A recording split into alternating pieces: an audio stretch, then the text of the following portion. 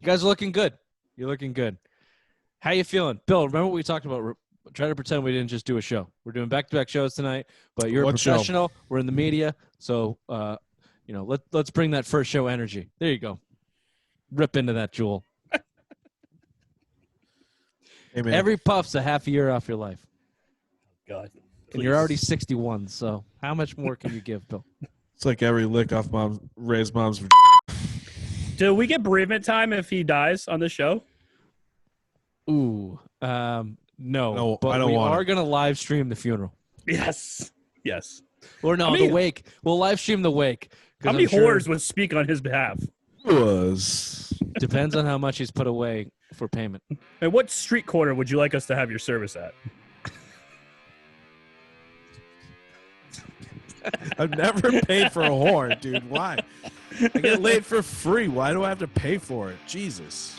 Blame it on the pussy, Bill. Blame it on the pussy. You want the sluts, not the whoas. The whoas. It's a whoa, Henry. Whoa. Welcome to the Simple Mind Short Sports Show. Wednesday headline, September 24th. Third. Here we go.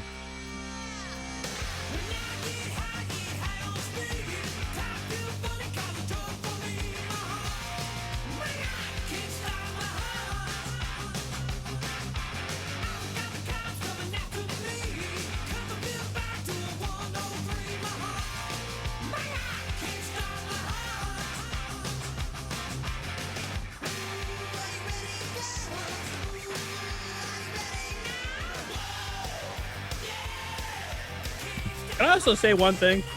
Yep. I was very disappointed when you sent the email for Fat Tuesdays and it wasn't the top 5 fast food restaurants. Can we really do one of those? Yeah, we should do one of those, but we have the fucking Patriots game to talk about. What do you want from me? I was very disappointed. We're a sports show. I was thinking about it all day. All day I had everything in my head. How about Sunday Social? Sunday Social. Bill made us skip the last one, so maybe we'll tack on an extra one. Shit, I didn't make you skip shit. The Queen did make us. The Queen. When the Queen demands, we obey. You only wanted one. Fuck off. Fuck you. Don't blame this shit on me. Thursday, Bill. Thursday. Days and nights, words don't equate. You got to. I did not say skip it. I did not say skip it. Fuck you. God forbid I was drinking Mai Tais all day. Suck my dick. God forbid I was drinking Mai Tais all day. It's my fucking day off. I work 4 days a week. Ray, marketing manager, get on that. Get on that. I work 4 days a week. God forbid I drink Mai Tais all day. That's a shirt. I think that's a shirt. Absolutely, it's a fucking My shirt. schedule is the tits, all right? Now, he won't let us put out the trash bag shirt, but I'm sure that one will pass the screening for some reason or whatsoever, one way or another. That one will. I like that one. God forbid I drink Mai Tais all day. I work 4 days a week. That's right. Work 12 hours today. Suck my dick. Absolutely amazing. And I'm doing this show, so I'm like at a 15-hour day. Blow me. Well, I didn't know you considered talking to friends work, Bill. I thought this was all. Well, you didn't read the email either, so it doesn't matter. I did read the email, motherfucker. I got it right here. All right. Well, if that's the case, then let's jump into it. Patriots, Seahawks. Now, Bill, let's see if you can bring something here. I'm gonna give you a couple things different than what we talked about on Fat Tuesday, aka 5 minutes ago. Patriots lose to the Seahawks 35-30, even though the Bobos in New England, like Raymond, believed that they won because Cam Newton in his cami pajamas had a really nice game. But they did lose 35-30 on the last play of the game at the goal line. Let me get your reaction on this there, Billy Blue Eyes. The offensive line is the number one strength on this team. 100% agree. Woo! I got 100% right here. That you got 100%. That in the ledger. Wow.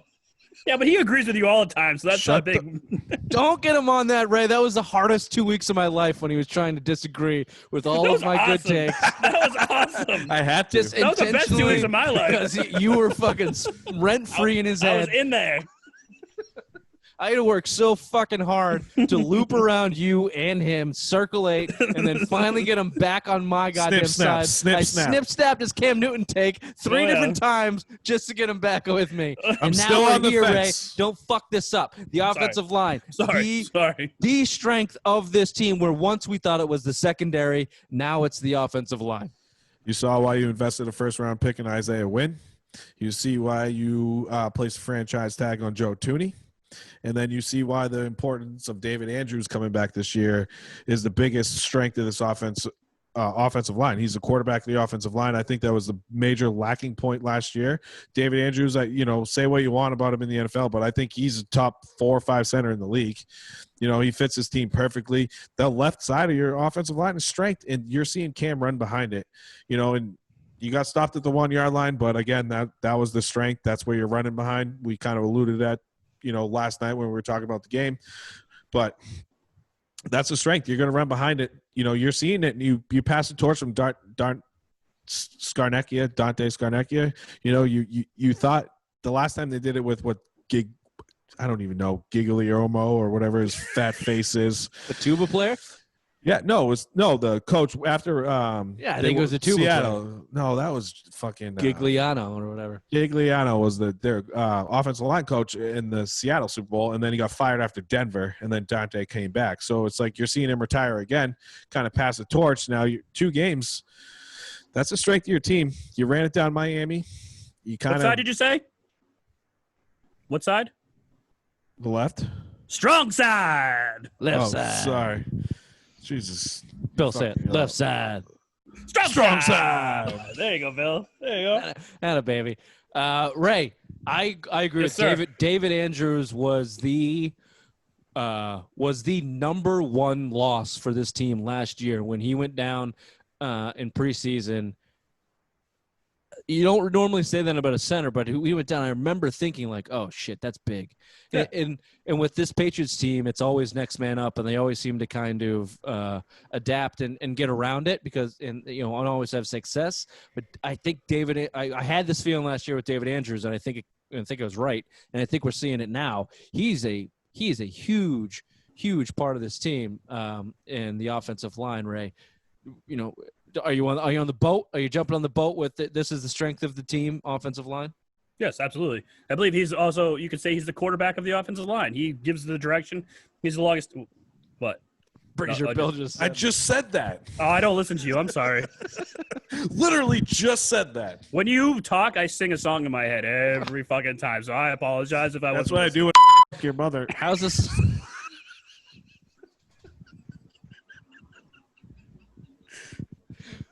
Ray, how's the song go? If I kill him, I'll go to jail. If I kill him, I'll go to jail. The kids will go to jail with me because I won't have a father. Don't kill him. No, it's usually Cisco thong song when I sing in my head, but either or.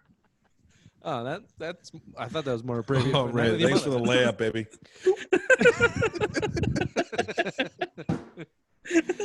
Oh shit, David Andrews, if you're listening, you're welcome. Just to obviously listen to our Fat Tuesday for all the in-depth and the recap of the game. Cam Newton was the big story here. I mean, almost 400 yards passing, a couple touchdowns, obviously stuffed on that last play.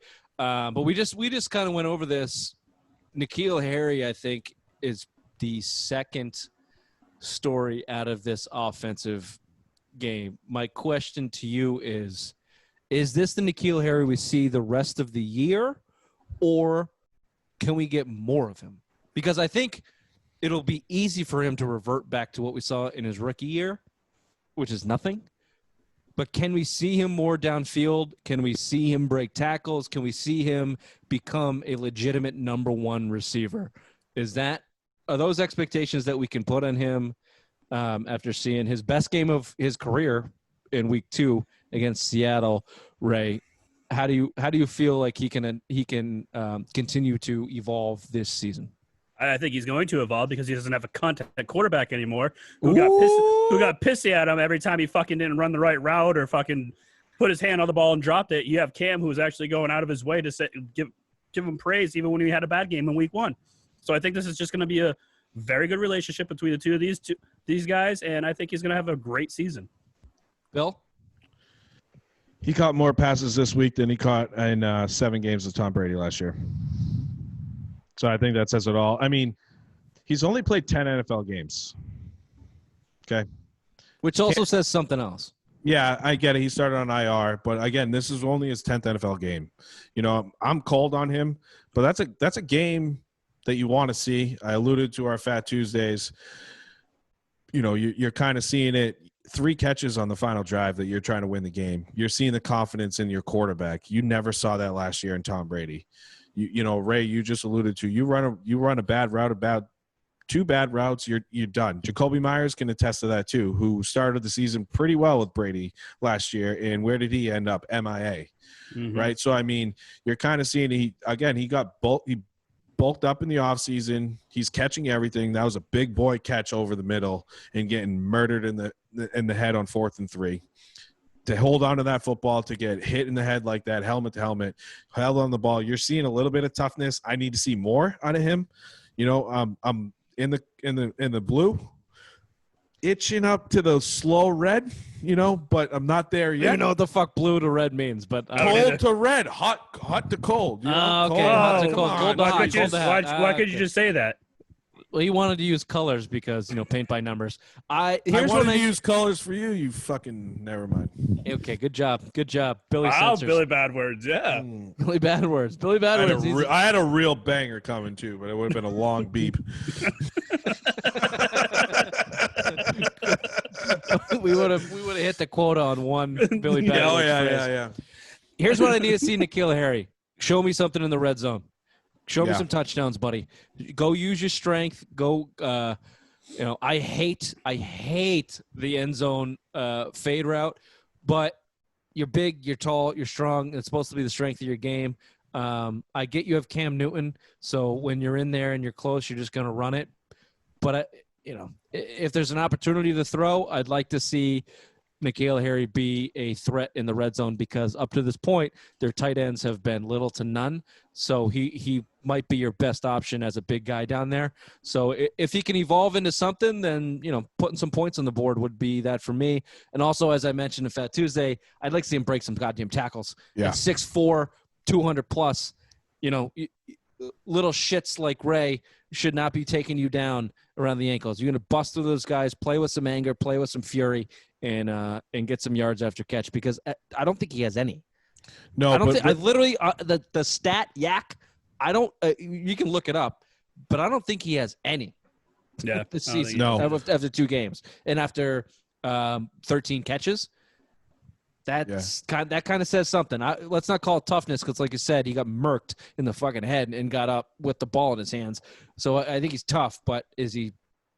I don't know what the word is. Strong enough to break through it, like playing with enough aggression in when he catches the ball. I don't know. I'm not sure, but I'm fine with that. I'd like to see that. I'd like to see that out of him. Red zone opportunities and get some yards after catch. He made some big boy catches though, even in the fourth quarter though. Those three catches that he made, including the one on the 1 yard line, big time catches. He used his body in all 3 of those catches to make big time plays. I mean, the 18-yarder there at the 1 yard line that set him up. That set him up for the game. I think, Rich, I hate the fade route, but I think you'd see it more if you had Brady here than Newton. Yeah, it's probably not Cam's. It's certainly probably not Cam's strength. Yeah, because Cam's going to run there. Brady's not going to run on the 1-2 yard line. He's thrown that when he's got big receivers in the past. He's thrown it to the fade route. But going to Cam Newton from Brady this year, I think you're not going to see that much in the offense. Period. I'll tell you this though, if it could develop, dude, like I said, 10 games. He's only played 10 games. If we keep progressing like this, back-to-back games, you set career high in yardage and catches. So let's keep going. I don't expect it every play in game, the goal line that they've run before with Gronk a lot, and even on short yardage positions, Ray. You stack the line with your big formation. You put N'Keal Harry out there 1-on-1, and you just let him run a power slant and use his body on, inside the 5 yard line. It should be automatic. It should be automatic if there's no safety help. Should be automatic. unless you're getting inside help, and then you go to the fade. But that's what we talked about in the last play of the game on Fat Tuesday. If you put N'Keal Harry out there and you make a cornerback come out, you make somebody think, you make a safety, maybe not. Whoever the fuck made that play, whatever his name, I can't even pronounce his name in Seattle. Maybe he has to wait a half a second because N'Keal Harry might be slanting in. That could be the difference in the game, and I'd like to see that develop out of the young kid. Before I think that's enough on fucking N'Keal Harry. Let me ask you this question. Right. Yeah, let's stop sucking his dick. You're sucking his dick. You're sucking his dick. I'm sucking your 10 million. Oh, yeah. Right. You just said it. You're sucking my dick, bitch. I heard it, motherfucker. If you had your pick, these two, to get help moving forward in the season, free agency, trade, whatever it be, Raymond, you go in front seven, linebacker, pass rusher, whatever, or wide receiver? Linebacker. Definitely linebacker, because look who else we have to play this year. Pat Mahomes, Lamar Jackson. Who's the other? We have one more quarterback that is going to be a threat to us. Watson. You play. Watson. Yeah, Watson. So you're going to need help at linebacker because these guys are just going to torch you. They're just Kyle Murray. Kyler Murray, yeah, another one that can MVP Kyler Murray. Put some respect on his name, Bill. So yeah, I'd get linebacker help. He looks real good. We need pass rushing help immediately, so that's what I'd go for. Bill, what do you think? If we can get half of the production you got out of the wide receivers core this week and the chemistry you saw in Bird and Edelman and N'Keal, I lean more to front seven, but I don't trust it. You need to get wide receiver help. If Cam is looking as good as he did against Seattle and can throw the football, get some wide receiver help. Fuck it, snip, snap, motherfucker. No, how? I said if do you want me to read the text from this morning? You fucking Bill, you ripped my fucking heart out with your front seven. With your front seven talk. They're the cause of the downfall of this team. They can't rush the passer. Russell Wilson had all day to throw the ball. They have nobody that can get to him. And then 6 hours later, snip, snap, snip, snap, snip, snap, snip, like snap. 12 hours later. 12 hours later. That was fucking. Can I give you my take, Bill? Can I give you my take? I'm very, very torn on this. I think wide receiver is the call because if Julian Edelman goes down, you're fucked. So I think you need depth there, but I hate the way Bill Belichick looks at wide receivers, and everybody wide receiver brings in here seems to fail. So it would make me say, go get a linebacker because his success of going to get middle of the road, never heard of linebackers in the middle of the season is off the fucking charts. Kyle Van Noy, ever heard of him? So John Simon, like hit that. Now this is obviously a scenario they drafted Landon Roberts. This is a scenario that I put up for you guys. Is not saying that they can't go do both, round. And they probably there you go, Bill. Keep going. They probably should do both, and they probably will do both if I were to guess. But given, your wide receiver depth is so reliant on Julian Edelman staying healthy, which is a near impossibility at this point, that if you're going to do anything in the season, you have to have somebody throw the fucking ball to. You have to have someone throw the ball to. And if this secondary is good as everybody tells me there is, then they should be able to keep him in the game with the linebacking core. And don't forget the rookie Josh, high pick. What was he, second or third? Second round pick, Josh Uche. Uche, yeah. Ankle injury. Healthy scratch week 1, ankle injury week 2. But I loved your vanilla take there. Yeah, I think they should get both too. Let's do it. I told you what I think that should do. I said wow, wait. Bill just agreed with Rich. Oh, you're creeping right in his fucking head again there, Ray. See, he's hedging his bets there. He's hedging his bets. He agrees with me, but he also kind of dug me I said wide receiver. I lean towards front seven, but I want to go wide receiver too because I don't trust the production that you saw. Well, this is a good question for you then, Bill, because I know you read the email. Is this offense something that is sustainable for the Patriots? Let's say everyone stays healthy. Is this the type of offense that we can see, or is this more that the defense was throwing out the owner's fucking nephews in the secondary, and their defense is trash, giving up like 700 yards to the Atlanta Falcons, letting Cam go for 400 yards on them? Was this more Seahawks or Patriots, and can they keep it going forward in terms of Patriots passing offense? You're not going to get 400 yards on Cam Newton every week. I think this is still a run-first offense. I think that you were playing from behind in the second quarter. You got abysmal running back play. I think if James White was in this game, rest in peace, his old man, like it would have been a kind of different ball game. You saw more Rex Burkhead. Sony Michel was a joke, and I think they try to explore the weakness with the two safeties that went out for Seattle. One got ejected on the N'Keal Harry hit. The other one went out with injury. So Jamal Adams is the best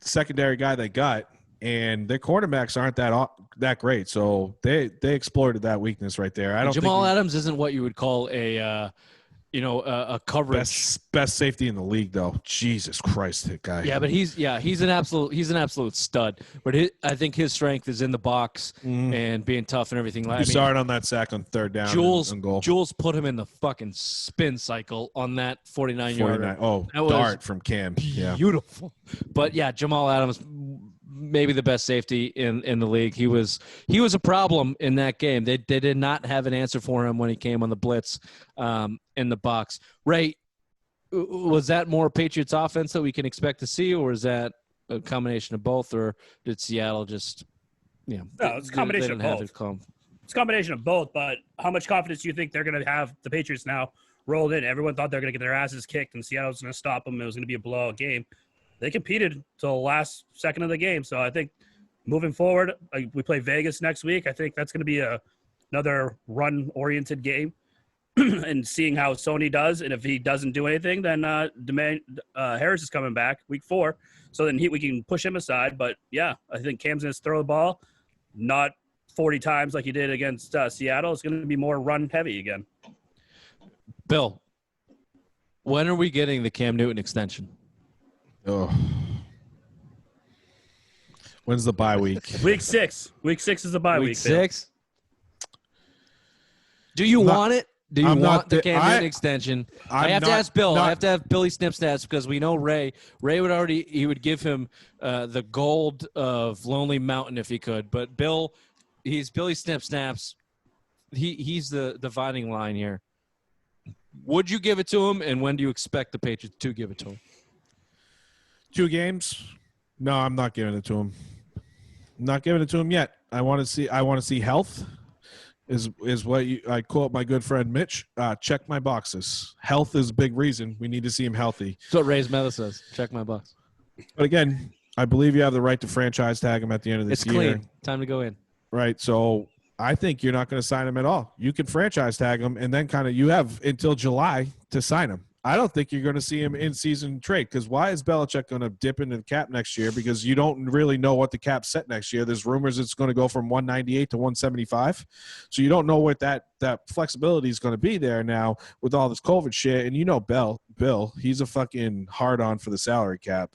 So I don't think you're going to. Bill name. Yeah, it is. Numbers and boners, baby. It's but all no, bills. I say they're going to franchise tag him.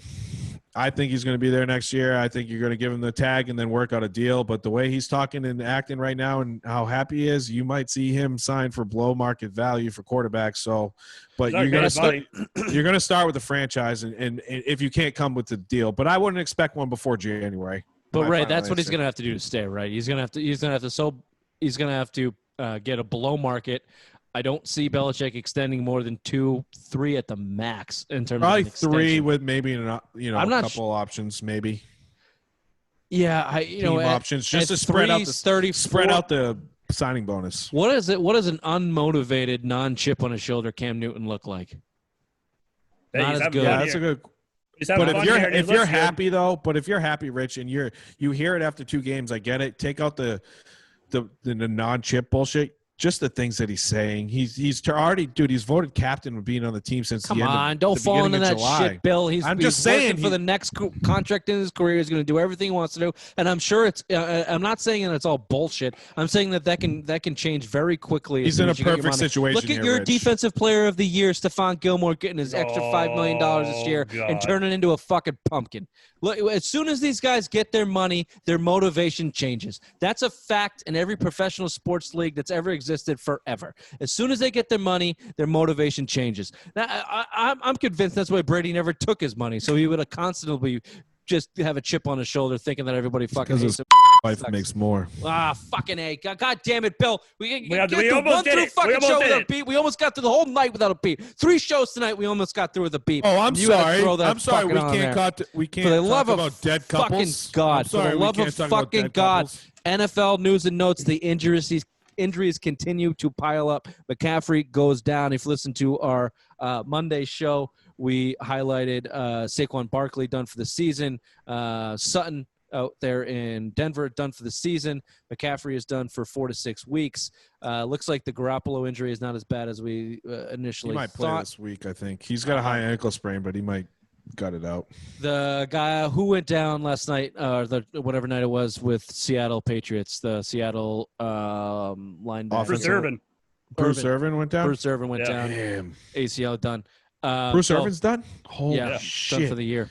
So That's big. yeah, That's a big lot for lot them. of injuries. We didn't really touch on them, but Paris Campbell, I think, from wide receiver of Indy, went down with a PCL knee injury too. He's out.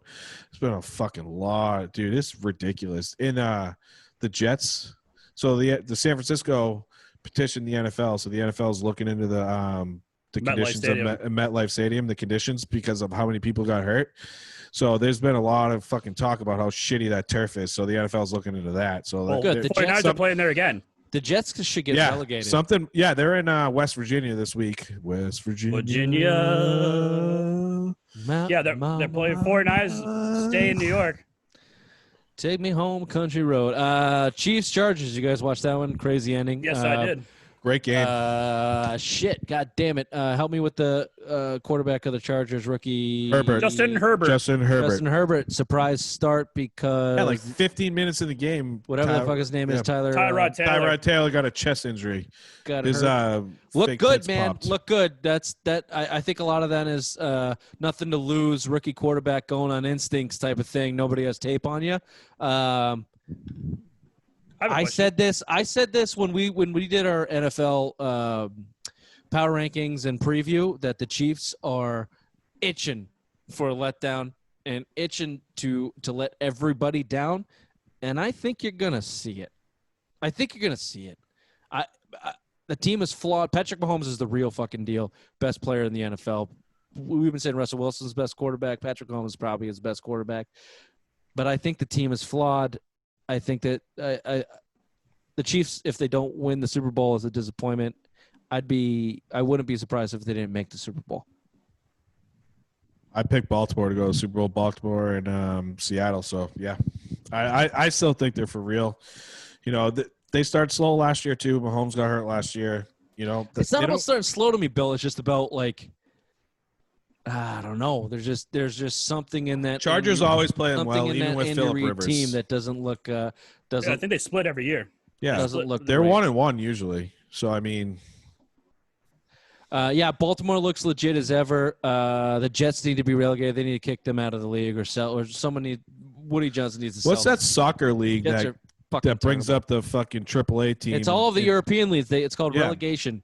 And Yeah, if you finish in the bottom 2 or 3 or whatever it is, then they bring you go to relegation. Call a couple other teams up, and you go down in the lower leagues because you suck so bad. It helps everything. It's amazing. It's a fucking awesome role. The NFL, all professional teams should adapt to it because it makes it worth. It's like having a fantasy football league, and the loser has a crazy penalty, and the bottom of the league is just as exciting to watch as the top of the league because because these fuckers are going to be.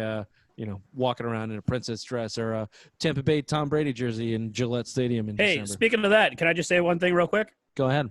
Tom Brady, QBR. Guess what it is? 69. 47.8 right now. Ray, you're the fattest person I've ever seen in a Jordan jersey. Just wanted to let you know. That's not true. There's a lot. You're right. It's not. Go look at 90s videos. It's Thanks, the Bill. camera also. It's a wide angle. It's not great for you. I'm here for you, Ray. Also, look, we got to look. Newton is 71.6. Yeah, he's playing. QBR is a made-up stat. Hope you're having fun in Tampa, Tom. We don't have to relish. They won. Tom didn't look terrific. You didn't look bad either. Who covered though? Yeah, we'll see. up, Look, Celtics Heat. Come on, Eastern Conference Finals. It's enough Patriots talk, baby. Tonight, Game 4. baby. Game 4 tonight. Way to go, Ray. We're looking ahead. We're looking behind as well. Easy question. Let me answer it for you. What do you expect of the Celtics? Same shit, different day. Can you execute down the stretch? That's going to be the name of the game for the rest of this year for the Celtics team. If they can, they might be able to win a championship. If they can't, they will be gone in 2 or 3 games. Raymond, you got anything different than that? Nope, same shit, different day. Hayward, though, his shots are going to drop, and he's going to be a bigger focus in this game. Would you Look at this! Look who's snip-snapping! Who's snip-snapping now? Rich, who's snip-snapping now? Okay? Jordan Fatso. Snip, snap, and left Jordan, and right. baby. Snip, snap, snip, snap. You motherfucker. Guy snugs into one Jordan jersey, and he thinks All Gordon the blood's Hayward's going to my be... head because I'm fucking ticking on circulation right now. He's on the Hayward train now, baby. You think Choo-choo, that's true, Bill? motherfucker. I mean, just logic says that after a game under his belt's getting some rust off, that some more shots are going to go down. But to me, it doesn't matter. The shots are not what I think where Hayward makes the difference. We talked about this after the Game 3 win. He dissected that zone the second he got on the court, where the Celtics struggled with it for the first 2 games. He's the best playmaker, just natural playmaker that they have. And he's bench help. You've taken a team that you can rely on 5 guys to 6 guys, and on any given night, maybe 1 or 2 other ones come up, and maybe a Tice, Grant Williams. They've been using Cantor in this series, so you extend your reliable roster, and like we said, played 30 minutes there in his first game back. We expect him to be a big part of this game. Hopefully, still come off the bench, I would assume, right, Bill? No, I'm expecting him to roll right back in the starting lineup. Oh, look at this. Welcome to the Simple Minds Sports Show, ladies and gentlemen. Simple Minds left and right. We got Ray, the biggest hater on the Gordon Hayward hater in the world. Bill has been saying Hayward deserves to be on the bench all season, never mind coming off an injury. And now he wants him back in the starting lineup. Who are you putting on the bench, Bill? Is this a Kemba Walker move again? Because this is what you said last show. You want a Kemba Walker on the bench for Hayward. I'm gonna roll Marcus Smart back on the bench. Oh, I was rolling with your take. If you would have said Tice, I would have been all for it. No, because you're not going to start small. I don't think you start small that way. I think you use it to your advantage late in the fourth, and you put your best players on the court. I don't think you need them to start the game. I think your biggest weakness is the end of the quarters when you have no bench scoring, right? So if you bench Marcus Smart, then you can start staggering some more minutes with Hayward, with Smart, all those guys, and then you can actually get a better lineup later in the first quarter than you could. You're still going to roll the 9-10 guys that you're rolling now, but I like to see Hayward back in the lineup. He was, 19, 20 points a game this year, 21 points a 17. game this year, 17. They had 3 20-point guys, but he's your fourth option. It's a more consistent option than Marcus Smart is scoring the ball. That's true, Bill, but this is why this is the conundrum with Gordon Hayward. The only reason he's not coming off the bench because he gets paid $30 million a year. He's the best 6-man you have in that team. Because he can control an offense, he can run an offense, and he can fill multiple positions. Putting Marcus Smart next to Kemba Walker should not be on the court without Marcus Smart because it allows Kemba Walker to play the but lesser. I'm okay with that starting. It allows game, Kemba Walker to play the lesser of a defensive liability, however you want to pronounce that. Because of Gordon Hayward playing, Marcus Smart got to guard Dragic more last game than he had the entire season because Gordon Hayward could step on whoever else, and Kemba Walker could be on the 5th option of the Miami Heat. Didn't matter the size because Miami Heat doesn't play a low post. We talked about this last game. They don't play a low post. So, right, I don't even hate the idea of sitting Tyson, but I like the idea of bringing Gordon off the bench because like you said, Bill, you start to stagger those lineups, but Smart and Kemba should be on the court at the same time for defensive reasons.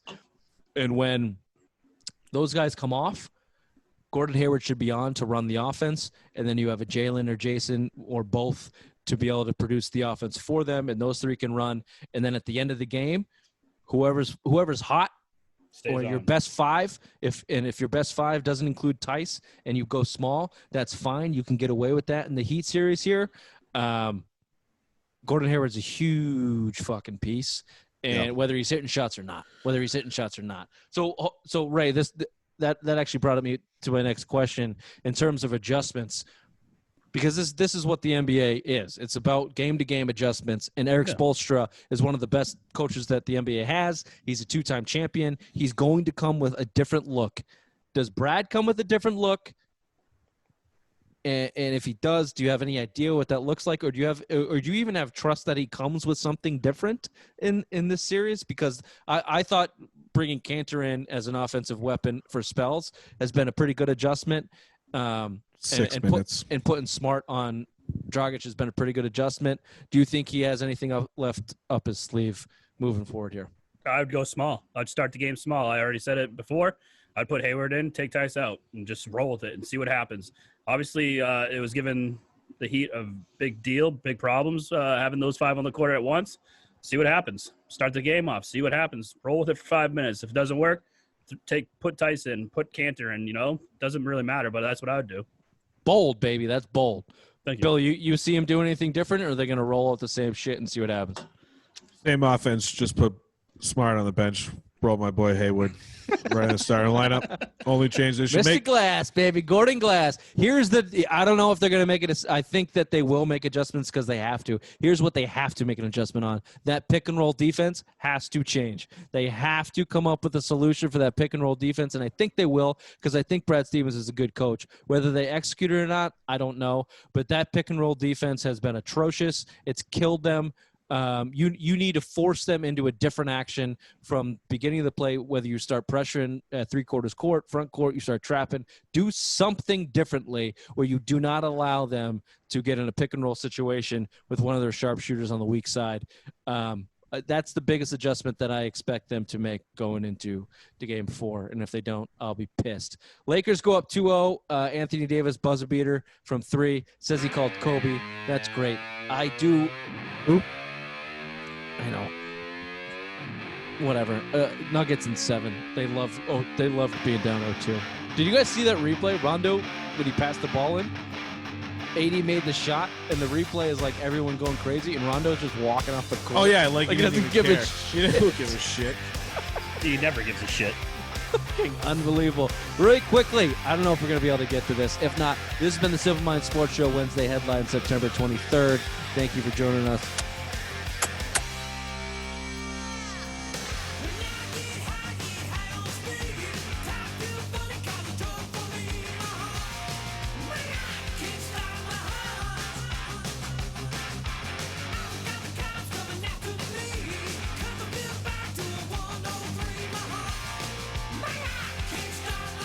Bill, Yeah. the Bruins fuck up, keeping Raskin Nakudobin. No. There was this dude, he was trying to be a starter goalie in Arizona. It didn't work. It was his second go around with Boston. Hot goalie wins a cup, bro. You've seen it.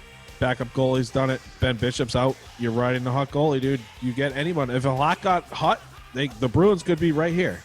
Think about it. If a lot Poopy got pants hot, goalies lose Stanley Cups. right. Hot goalies win Stanley Cups, and Hudobin's hot. Hudobin's hot. You're fine. Halak has been better over the seasons that you need him to be, but Hudobin's been hot in the playoffs. Okay, I let's don't see think if they we made see a bad move. Ray DeChambeau wins the U.S. Open.